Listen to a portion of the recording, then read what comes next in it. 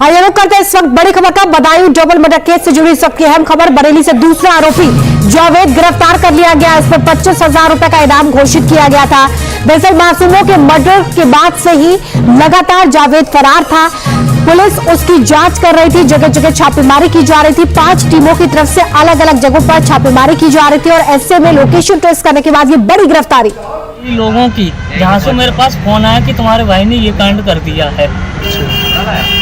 नहीं ऐसा है, मैं एक बात बताऊं, सुनो मेरी फोन अभी ऑफ मैंने कर रखा बात सुनो। तुम अभी जैसे कहने मतलब पुलिस के पास तो देखिए यहाँ पर आप जावेद को ये कहते हुए सुन पा रहे हैं कि उसके पास एक फोन आया था और फोन पर उसने ये सुना कि तुम्हारे भाई ने यहाँ पर कुछ कर दिया है, जिसके बाद वो डर गया। इस बात का जिक्र करता हुआ जावेद आपको इस वीडियो में नजर आ रहा है। आगे भी उसने क्या कुछ बातें की है ये आप सुन पाएंगे, हम आपको सुनाएंगे। लेकिन अभी तक जो भी आरोप उस पर लगाए गए हैं उसको नकारता हुआ जावेद नजर आ रहा है। वो कह रहा है कि मैं सरेंडर करने के लिए आया था, मैं डर गया था, मेरा इस कत्ल से कोई लेना देना नहीं है, मैंने ये हत्या नहीं की है, मेरा हत्या में हाथ नहीं है। आरोपी जावेद की तरफ से ये बड़ा कबूलनामा सामने आया है। तो इस वक्त की अहम और बड़ी जानकारी हम आपको दे रहे हैं, जहां पर बदायूं डबल मर्डर केस, जहां पर 2 बच्चों को मौत के घाट उतार दिया गया। इसके पीछे का मोटिव क्या था, मकसद क्या था, इसको लेकर कोई भी सवाल जवाब नहीं हो पा रहे थे, क्योंकि इस पूरे हत्याकांड का जो मुख्य आरोपी था साजिद, वो एनकाउंटर में ढेर हो गया था। उसकी गिरफ्तारी करने पुलिस गई थी, लेकिन पुलिस टीम पर उसने हमला किया, जिसके बाद पुलिस ने जवाबी कार्रवाई की और साजिद को ढेर कर दिया। उसका भाई जावेद जो साजिद को लेकर उस दिन विनोद के घर पर पहुंचा था, जो बाइक पर मौजूद था, उसके बाद से ये फरार चल रहा था और ऐसे में जावेद को पकड़ने के लिए लगातार टीमें काम कर रही थी। पुलिस को ये बड़ी सफलता मिली है, बरेली से जावेद गिरफ्तार किया गया है। अब उससे पूछताछ में ये पता लगाने की कोशिश होगी कि आखिर इन 2 बच्चों को मौत के घाट उतारने के पीछे का मकसद क्या था।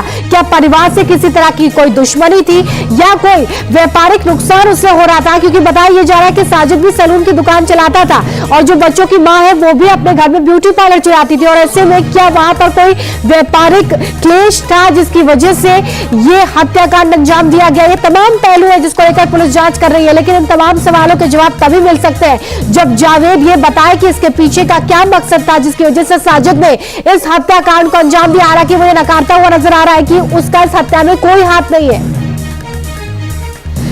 और ये हम आपको सुनवा देते हैं कि जिन बच्चों का कत्ल किया गया उन बच्चों की माता यानी कि मां का क्या कुछ कहना है इस पूरे मसले पर। कभी वही तो मुझे पूछना है उससे, आखिर क्यों गया है। पहली बार घर आया, आखिर उसने क्यों किया, किसी ने करवाया है, क्या है, कौन हमारे घर से चल रहा है। मुझे बस इंसाफ चाहिए, उनसे पूछताछ चाहिए, वो भी मीडिया से। हमारी बस यही है कि हमारे सामने की जाए पूछताछ। जब तक आप यहाँ इतने सालों से रह रही हैं, कभी कोई बातचीत नहीं हुआ, फिर अचानक नहीं, घर आ गया वो। 3 साल हुए मैं इस घर में रहते हुए। हमारे घर पे यहाँ सारे लोग रह रहे हैं, किसी से पूछ लो। जो दीदी हमारी पड़ोसी हैं, अभी अब जो बात जल्दी आई है, पूछ लो किसी से, जो सब लोग हैं, हर किसी से पूछो। कल मैंने आपके बेटे से बात की, उसने कहा कि बाल कटिंग नहीं करवाता। बाल कटिंग बस इतनी जान पहचान थी, बाल कटिंग करवाता। जैसे अगर उसके मन में कुछ ऐसा पहले से ही होता तो जब उस टाइम भी अच्छा मौका होता तो कर सकता था आके इस तरीके से।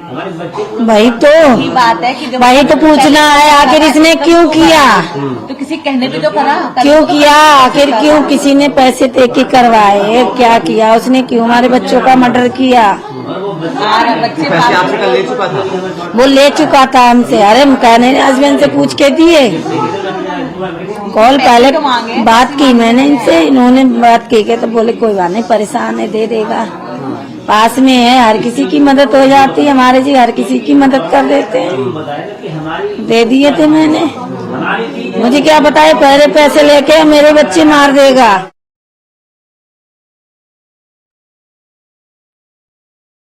माल उसकी दुकान पे तो हमेशा खराब रहता था, क्योंकि वो शराबी जुआरी रहते थे उसकी दुकान में हमेशा रहे, तो उसके पूरा मजमा लगाया था, नंबर से काम चलता था, उसकी दुकान बहुत भीड़ लगती थी। हाँ ऐसा था उसकी दुकान में। फिलहाल जो है, और हम यही कोशिश करेंगे कि वो पकड़ा जाए और पकड़ने का उस पर पूरी पूछताछ की जाए। क्या इंसाफ चाहते हैं, मतलब क्या होगा आपके लिए, इंसाफ क्या है आपके लिए? इंसाफ तो जब वो पकड़ा जाएगा तब और देखिए इस बीच बड़ी खबर सामने आ रही। गिरफ्तारी के बाद आरोपी जावेद ने कबूल किया है कि मेरा हत्या में कोई हाथ नहीं है। जावेद ये बड़ी बात कहते हुए नजर आ रहा है। वो ये कह रहा है कि मेरा हत्या में कोई भी हाथ नहीं है। सुनिए जरा जावेद का कबूलनामा। तुरंत वहाँ से आया बदायूं के लिए, वहाँ पब्लिक बहुत थी। मैं सीधा दिल्ली भाग गया।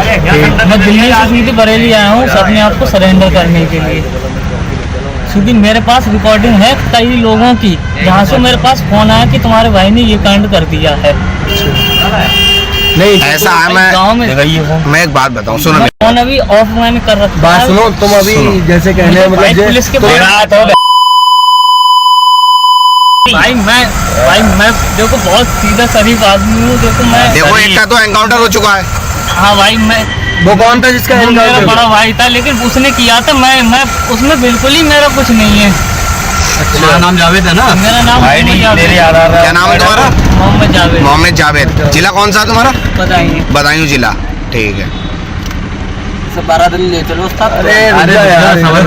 मुझे भाई पुलिस के हवाले करवा दो, क्योंकि मैं बिल्कुल मोहम्मद मेरे दोस्त है भाई। हाँ मोहम्मद जावेद आईडी कार्ड